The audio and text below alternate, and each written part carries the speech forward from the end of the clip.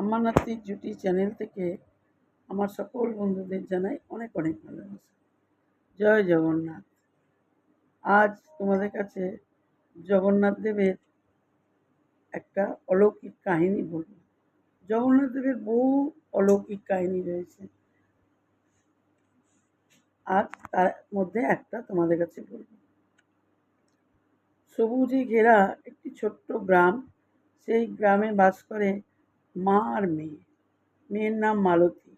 মালতীর বাবা কাজের জন্য বিদেশে যায়, সে আর ফিরে আসেনি। তাই মা আর মেয়ে অতি কষ্টে থাকে। মা সবসময় চোখের জল ফেলে, মেয়ে তার চোখের জল মুছিয়ে দেয়। আর সবসময় বাবা জগন্নাথ দেবকে ডাকে। তারা ছিল, তার মালতীর মা ছিল প্রভু জগন্নাথ দেবের ভক্ত। জগন্নাথ দেবকে পুজো করতো, জগন্নাথ দেবকে ডাকতো। মালতীও মায়ের সঙ্গে সঙ্গে প্রভু জগন্নাথের ভক্ত হয়ে যায়, সর্বক্ষণ জগন্নাথ দেবকে ডাকে। এইভাবেই আস্তে আস্তে তারা কোনো রকমের দিনটা কাটায়। একদিন মালতী যখন খেলা করছে তার সব ছোটো ছোটো বন্ধুদের সঙ্গে, তখন এক রাখি বিক্রেতা রাখি বিক্রি করতে আসে।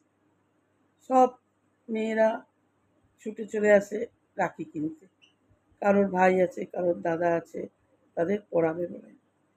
তখন মালতীও সেখানে আসে, সব কিছু দেখে, সবাই কিনছে। তখন সে ছুটে মায়ের কাছে যায়, মাকে গিয়ে বলে, মা, সবাই তো রাখি কিনছে, কেউ দাদাকে পড়াবে, কেউ ভাইকে পড়াবে, আমার কেন কেউ নেই, দাদা নেই, ভাই নেই, আমি তাহলে রাখি পড়াতে পারবো না? তখন মা চুপ করে থাকে।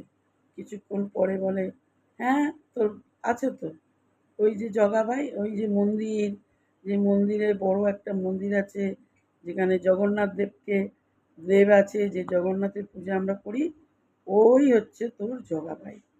তখন বলছে, তাহলে আমাকে পয়সা দাও, আমি রাখি কিনি, আমি জগাভাইকে রাখি পরাবো। তখন বলছে, না, তুই কী করে পড়াবি, ওখানে তো তোকে ঢুকতেই দেবে না, তুই পড়াতে পারবি না। বলছে, হ্যাঁ, পড়াতে পারবো। মা বললো, না, ওখানে কেউ যেতে পারে না, ওই মন্দিরে তুই বাচ্চা, তোকে ঢুকতেই দেবে না। তখন মেয়ে বললো, আমি তাহলে আমাকে একটা রাখি কিনে দাও। তখন মেয়ের বায়না শুনে তার মা পয়সা দেয়, সে একটা রাখি কিনে আনে। রাখিটাকে নিয়ে এসে সযত্নে কাপড়ে মুড়ে রেখে দেয়। রাত্রিবেলা মা যখন ঘুমিয়ে পড়ে, মায়ের পাশ থেকে উঠে সেই রাখি নিয়ে বেরিয়ে পড়ে। জগন্নাথের নাম করতে করতে, গান করতে করতে, নাম করতে করতে চলে যায় জগন্নাথ মন্দিরে। বহু দূর জগন্নাথ মন্দির, তাও সেখানে পৌঁছে গেল। পৌঁছে গিয়ে মন্দিরের ভেতর ঢুকে আরও যারা সব ব্রাহ্মণরা রয়েছে তাদের বলছে যে, আচ্ছা, আমার জগাভাইকে একটু দেখে দাও না গো। তখন তারা বলছে, কে তোমার জগাভাই? এখানে তো জগা নামে অনেকজন আছে, কোনটা তোমার জগাভাই আমরা কী করে জানবো, কাকে ডাকবো? তখন বলছে, আমার মা জানে। বলছে, তোমার মাকে নিয়ে এসো, তারপরে তোমার জগাভাইকে খুঁজে নেবে। এই বলে ব্রাহ্মণরা মালতীর কোনো কথায় আর গুরুত্ব দেয় না। মালতী তখন মন্দির থেকে বেরিয়ে একটা জায়গায় বসে রইল। বসে বসে মনের দুঃখে কাঁদছে, চোখ দিয়ে টপ টপ করে জল পড়ছে। আমি রাখিটা এত যত্ন করে নিয়ে এলাম, আমার জগাভাইকে আমি পড়াতে পারবো না, মনে মনে খুব কষ্ট পাচ্ছে। আর জগাভাই জগাভাই করে মনে মনে ডাকছে আর কি। সেই সময় হঠাৎ একজন সুপুরুষ মালতীর সামনে এসে দাঁড়ায়। দাঁড়িয়ে বলছে, তুমি কাঁদছো কেন? বলছে, আমি আমার জগাভাইকে পেলাম না, এই রাখিটা নিয়ে এসেছিলাম আমার জগাভাইকে পরাবো বলে, কিন্তু আমার জগাভাইকে আমি পেলাম না। তুমি কি জানো আমার জগাভাই কোথায়? তখন বলছে, দাও, আমাকে পরিয়ে দাও। তখন বলছে, না, এটা তো আমার জগাভাইয়ের জন্য এনেছি। তখন তিনি বললেন, আমিই জগাভাই, আমাকে পরিয়ে দাও। তখন বলছে, তুমি আমার জগাভাই? বলছে, হ্যাঁ, আমিই জগাভাই। তখন মালতী সেই রাখিটা পরিয়ে দেয়। আর রাখি পরানোর পর সেই জগাভাই মালতীকে একটা স্বর্ণ মুদ্রা দেয়। সেই স্বর্ণ মুদ্রাটা নিয়ে সে বলল, নিয়ে তখন জগাভাই বলল, তুমি এবার বাড়ি ফিরে যাও। এবার মালতী বাড়ি ফিরছে স্বর্ণ মুদ্রা নিয়ে।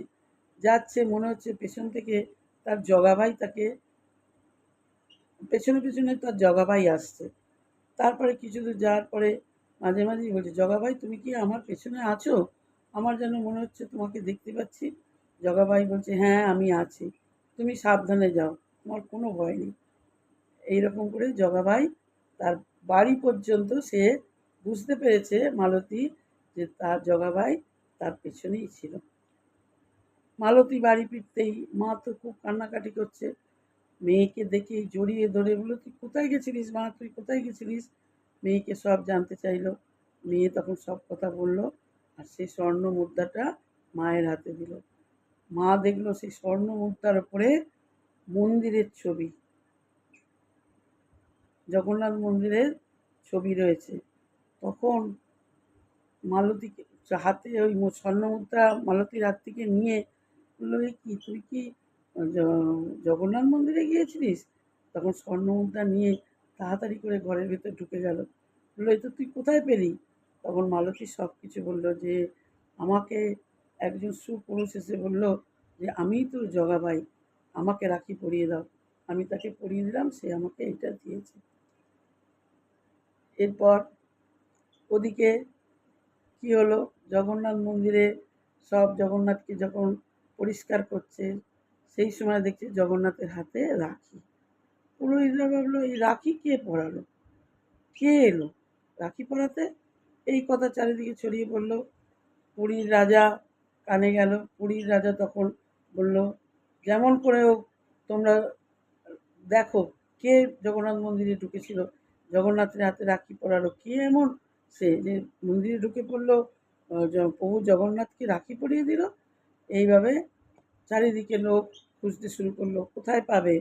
রাতের বেলা রাজাকে প্রভু জগন্নাথ স্বপ্ন দিল যে সবুজে ঘেরা একটি ছোট্ট গ্রাম আছে, সেই গ্রামে মা আর মেয়ে থাকে।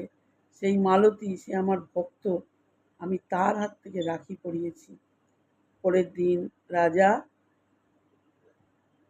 লোকজন নিয়ে, সৈন্য সামন্ত নিয়ে সেই গ্রামে গেল, গিয়ে মালতীর বাড়িতে ঢুকলো। মালতীর বাড়িতে যেতেই মালতীর মা তো ভয় পেয়ে গেল। ভয় পেয়ে গিয়ে স্বর্ণমুদ্রা নিয়ে এসে তাড়াতাড়ি করে স্বর্ণমুদ্রা রাজাকে দিয়ে দিচ্ছে, এ নিন রাজামশাই নিন। তখন রাজামশাই বললে, এটা কি? বলছে, এই যে আমার মেয়ে এটা কালকে এনেছিল, আমার মেয়েকে দিয়েছে। তখন রাজামশাই বলল যে, না আমি এটা নিতে আসিনি, আমি দেখতে এসেছি যে তোমার মেয়েকে, তোমার মেয়ে আজ আমি রাজা হয়ে যাক আমি দর্শন করতে পারিনি, এই যে এইটুকু মেয়ে তুমি, তোমার এইটুকু মেয়ে জগন্নাথকে দর্শন করতে পারলো, তুমি খুব ভাগ্যবান, তোমার মেয়েও খুব ভাগ্যবান। চলো আজ থেকে তোমরা এইভাবে এখানে কষ্টে থাকবে না, তোমাদের মা মেয়ের দায়িত্ব আজ থেকে আমি নিলাম, আর আমার রাজ্যে চলো, তোমাদের সমস্ত দায়িত্ব আমাদের। রাজা মালতী আর মালতীর মাকে নিয়ে নিজের রাজ্যে ফিরে গেল এবং তাদের সমস্ত দায়িত্ব নিল। তারা এবার রাজার রাজ্যে গিয়ে সুখে শান্তিতে থাকতে লাগলো। এরকম আরও অনেক অলৌকিক কাহিনী আছে।